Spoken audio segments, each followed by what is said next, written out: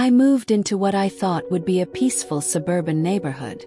Quiet streets, friendly neighbors, the kind of place you imagine sipping coffee on your porch without a care in the world. But I couldn't have been more wrong. From the moment I arrived, it felt like stepping into a petty dictatorship. And at the center of it all was Todd, the HOA president. Todd wasn't just picky, he thrived on power. Trash cans left out a minute past 9 a.m. $200 fine. My fence slightly off color because the approved stain wasn't available. $500. And yet, Todd's own yard was a chaotic mess, filled with unpermitted structures and a fence taller than city rules allowed.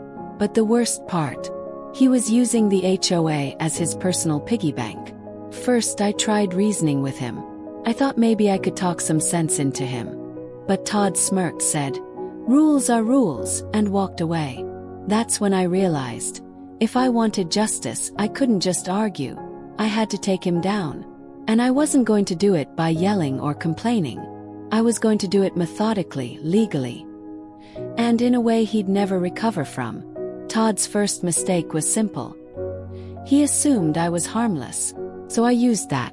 I volunteered for the HOA board with the sweetest smile and the most innocent line I could think of.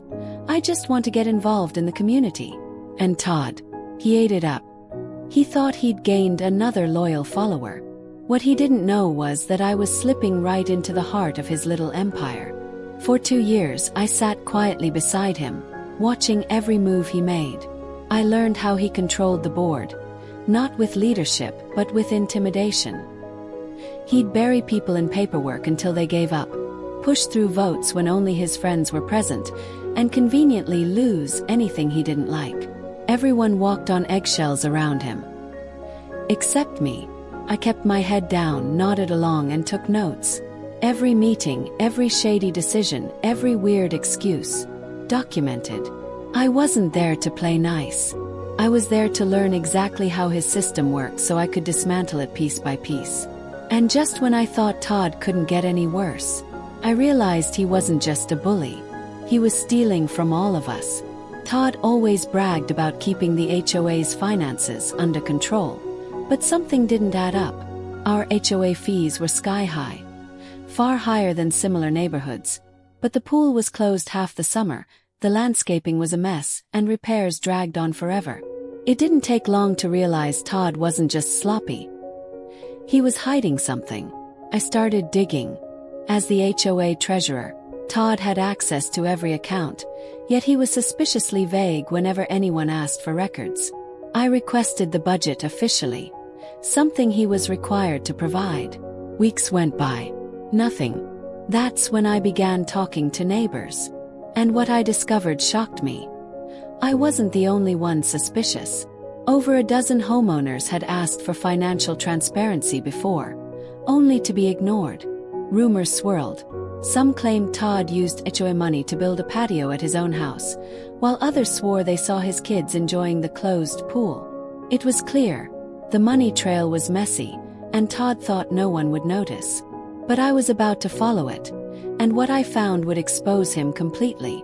When Todd finally handed over the financial documents, it was worse than I imagined. Invoices were missing, payments mislabeled, and some expenses didn't even make sense. A $15,000 landscaping fee, paid to a company that didn't exist. Thousands of dollars listed as administrative costs, with no explanation. It was a disaster, and the perfect evidence. I started connecting the dots.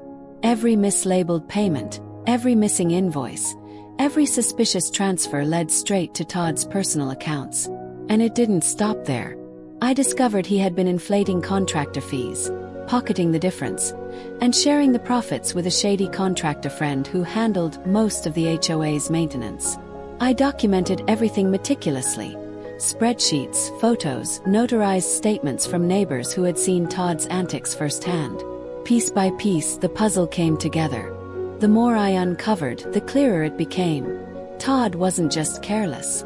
He was committing fraud right under everyone's noses. And now it was time for the next step, the coup that would finally bring him down. The annual HOA meeting was usually a snooze. just Todd droning on while a handful of homeowners nodded politely. But this time I made sure the room would be packed. For weeks, I knocked on doors, whispered just enough to spark curiosity, and got people talking. By the night of the meeting, every seat was full. Todd began his usual speech, complaining about how difficult it was to manage the HOA and how much he had sacrificed for the community. But I knew it was time to act. Calmly, I stood and asked him to explain some glaring discrepancies in the budget. He laughed nervously. "I don't think this is the time or place," he said. "Actually, Todd," I replied, handing out copies of my report, "it's the perfect time." Whispers rippled through the room as homeowners scanned the documents. Eyes widened, jaws dropped, and then the room erupted into questions, accusations, and outrage. Todd tried to regain control, but it was too late. The vote to remove him passed by a landslide. And just like that, the petty dictator was out. Once Todd was booted from the HOA board, the real cleanup began. We brought in an independent auditor to comb through every dollar the HOA had touched. And when their report came back, it didn't just confirm my findings, it exposed even more. Todd had embezzled over $50,000, blown tens of thousands more through creative accounting, and left a trail of fraudulent transactions that stretched back years. His contractor buddy wasn't spared either. The audit revealed inflated invoices, fake repairs, and kickbacks that tied the two of them together like partners in a low-budget crime movie. Within weeks, both were reported to authorities, and the HOA filed a civil lawsuit to recover the stolen money. Todd's life unraveled fast. He had to sell his house to cover legal fees and restitution. His name became a neighborhood punchline. And when he tried to join another HOA board in a nearby town, someone Googled him and the room practically laughed him out the door. Meanwhile, our neighborhood transformed. Transparency rules, term limits, shared budget access for every homeowner.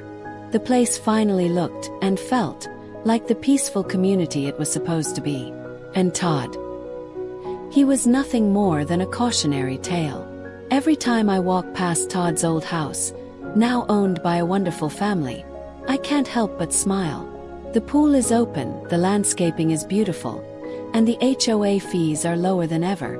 The neighborhood finally feels like the community I imagined when I first moved in. Peaceful, fair, and free from dictatorship. Todd, on the other hand, moved to a neighboring town, where his reputation followed him like a shadow. Rumor has it he tried to join another HOA board, but as soon as someone Googled his name, he was laughed out of the room. Justice wasn't just served. It was plated, garnished, and savored. The lesson: power can be abused, but patience, planning, and courage can dismantle even the most stubborn tyrants.